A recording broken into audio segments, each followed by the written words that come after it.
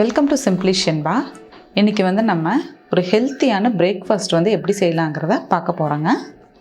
பார்த்திங்கன்னா நம்ம ஆல்மோஸ்ட் எல்லாமே 3 வேளையுமே வேக வச்ச ஃபுட்ஸ் தான் நம்ம எடுத்துகிட்ருக்கோம். அப்படி எடுக்கும்போது நமக்கு முழுமையான சத்துக்கள் நமக்கு கிடைக்கிறதில்ல. நம்ம ஒரு வேளையாவது, அதாவது காலையில் பிரேக்ஃபாஸ்ட்டாவது வேக வைக்காத ரா ஃபுட் எடுத்துக்கிட்டால் நமக்கு தேவையான, நம்ம உடலுக்கு தேவையான முழுமையான எல்லா சத்துக்களுமே கிடைக்கும். அது எதுவாக இருந்தாலும் ஓகேங்க. இந்த மாதிரி ஃப்ரூட்ஸோ, வெஜிடபிள்ஸோ, நட்ஸோ. இன்றைக்கி நான் எடுத்துருக்கிறது பார்த்திங்கன்னா வேர்க்கடலை. இது 8 மணி நேரம் ஊற வச்சுருக்கேன். நைட் ஊற வச்சது இப்போ காலையில் பிரேக்ஃபாஸ்ட்டுக்காக எடுத்திருக்கேன். இது ஏன் நம்ம 8 மணி நேரம் ஊற வச்சுருக்கோன்னு பார்த்திங்கன்னா, வேர்க்கடலையில் பித்தம் அதிகமாக இருக்குதுன்னு சொல்லுவாங்க. எப்போவுமே வேர்க்கடலை நம்ம வேக வச்சது சாப்பிட்டோன்னா ஒரு துண்டு கருப்பட்டியோ வெல்லமோ ஏதாவது ஒன்று சாப்பிட்ணுன்னு தான் சொல்லுவாங்க.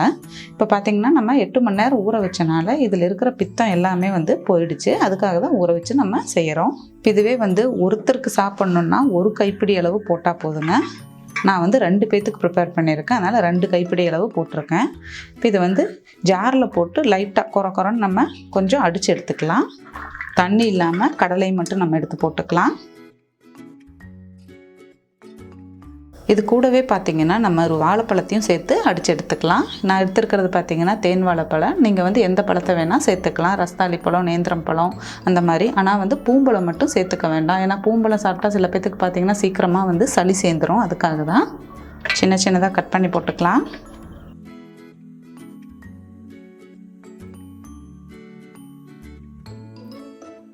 இப்போ இது நம்ம லைட்டாக அடித்து எடுத்துகிட்டு வரலாம்.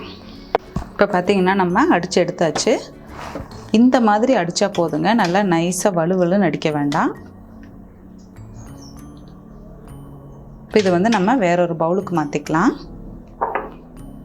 இப்போ ஒரு பவுலுக்கு நம்ம இதை மாற்றியாச்சு. இது கூட பார்த்திங்கன்னா இன்னும் ஒரு வாழைப்பழத்தை பொடி பொடியாக நறுக்கி வச்சுருக்கேன். அதையும் நம்ம இது கூட சேர்த்துக்கலாம்.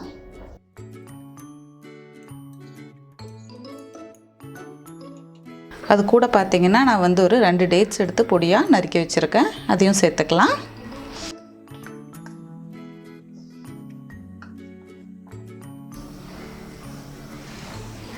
அப்புறம் ஒரு 1/2 டம்ளர் தேங்காய் பால் எடுத்து வச்சுருக்கேங்க. அதாவது ஒரு 1/4 மூடி அளவுக்கு எடுத்து நீங்கள் தேங்காய் பால் எடுத்தால் போதும்.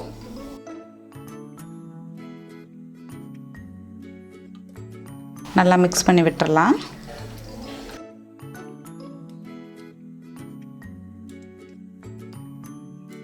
இது நம்ம மிக்சியில் அடிக்கும்போது லைட்டாக அடித்து இந்த மாதிரி நம்ம மென்று சாப்பிடும்போது தான் நல்லாயிருக்கும்.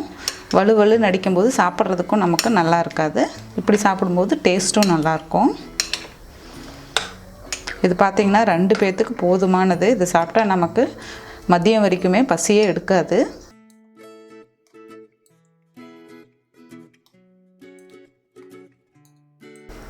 அப்புறம் இது கூட பார்த்திங்கன்னா நம்ம 2 டேபிள் ஸ்பூன் தேன் சேர்த்துக்கலாம். ஒருத்தருக்குன்னா 1 டேபிள் ஸ்பூனே போதும். நீங்கள் கரும்பு சர்க்கரை அந்த மாதிரி கூட சேர்த்துக்கலாம், கருப்பட்டி. நான் தேன் எடுத்திருக்கேன்.